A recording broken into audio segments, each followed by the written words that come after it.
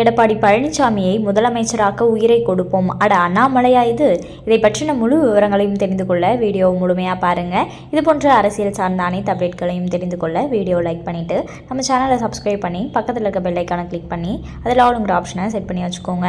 அப்போ தான் நம்ம அப்லோட் பண்ணுற வீடியோ உடனுக்குடனே உங்களுக்கு நோட்டிஃபிகேஷனாக வந்து சேரும். வாங்க வீடியோக்குள்ளே போகலாம். 2026 சட்டமன்ற தேர்தலுக்கு இன்னும் சில மாதங்களே உள்ளது. திமுக கூட்டணி 2026 தேர்தலிலும் தொடர்கிறது. மறுபக்கம் அதிமுக பாஜக தேசிய ஜனநாயக கூட்டணி அமைத்துள்ளனர். தற்போது வரை அந்த கூட்டணியில் வேறு பெரிய கட்சிகள் உறுதியாகவில்லை.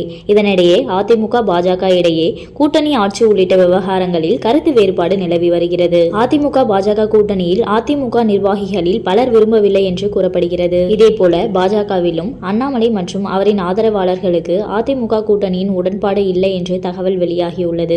அண்ணாமலையின் கருத்துகள் தொடர்ந்து அதிமுகவுக்கும் எடப்பாடி பழனிசாமிக்கும் எதிராக இருப்பதாக கூறப்பட்ட நிலையில் தற்போது அவர் செல்லும் இடமெல்லாம் எடப்பாடியை முதல்வர் ஆக்குவோம் என பேச தொடங்கியுள்ளார். இதுகுறித்து பாஜக முன்னாள் மாநில தலைவர் அண்ணாமலை மதுரையில் செய்தியாளர்களிடம் கூறியதாவது: அண்ணாமலை இந்த கட்சியின் ஒரு தொண்டன், சாதாரண தொண்டனாக இருப்பதில் எனக்கு பெருமை.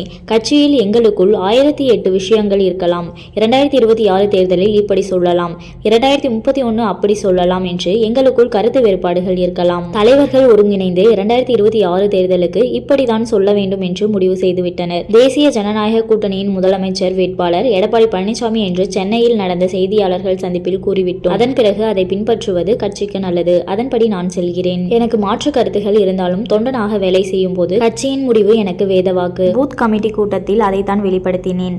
68,000 பூத்களில் கடுமையாக உழைக்கிறார்கள். யாருக்காக உழைக்கிறார்கள்? 68,000 பூத்களிலும் ஒரு தலைவர், 12 துணைத் தலைவர்கள் வீதம் 10 லட்சம் பேர் நியமிக்கப்பட்டுள்ளனர். அவர்களுக்கு ஒரு தெளிவு தேவை. தேசிய ஜனநாயக கூட்டணி எதற்கு உள்ளது? நம் முதலமைச்சர் வேட்பாளர் யார்? நாம் செய்ய வேண்டியது என்ன என்பதை தலைவர்கள் விளக்க வேண்டும். இதில் விருப்பு வெறுப்பு எதுவும் இல்லை. பிரதமர் நரேந்திர மோடி முடிவு செய்து உள்துறை அமைச்சர் அமித்ஷா அறிவித்துவிட்டார். இதை எங்கள் தேசிய தலைவர் நட்டாவும் உறுதிப்படுத்திவிட்டார். ஓரணியில் திரள்வது பாஜகவின் இலக்கணம். அதிமுக தொண்டர்கள் தலைவர்கள் பாஜகவை மாற்றான் தாய் மனப்பான்மையுடன் பார்க்க மாட்டார்கள் என்று முழு நம்பிக்கை உள்ளது. எங்கள் தலைவர்கள் எடுத்த முடிவின்படி தேசிய ஜனநாயக கூட்டணியின் வெற்றி. எடப்பாடி பழனிசாமியை முதலமைச்சராக்க பாஜகவினர் உயிரை கொடுத்து பணியாற்றுவோம். அதேபோல அதிமுகவினரும் பாஜக வேட்பாளர்கள் நிற்கும் இடங்களில் அவர்களின் வெற்றிக்காக பணியாற்ற வேண்டும். அதுதான் பரஸ்பர மரியாதை. பாஜக எவ்வளவு தொகுதிகளில் எங்கு நிற்கிறது என்பதை தலைவர்கள் முடிவு செய்வார்கள். 234 தொகுதிகளிலும் வெற்றி பெற்றால்தான் எடப்பாடி பழனிசாமியை முதல்வராக்க முடியும். அதற்கு பாடுபடுவோம். திமுகவுக்கும் தாவேகாவுக்கும் போட்டி என்று விஜய் சொல்கிறார். அப்படி சொல்லவில்லை என்றால் நீங்கள் மதிக்க மாட்டீர்கள் என்று சொல்கிறார். 2026 தேசிய ஜனநாயக கூட்டணி ஆட்சியில் அமர தயாராகிவிட்டது. மக்கள் மனதில் நாங்கள் வந்துவிட்டோம்.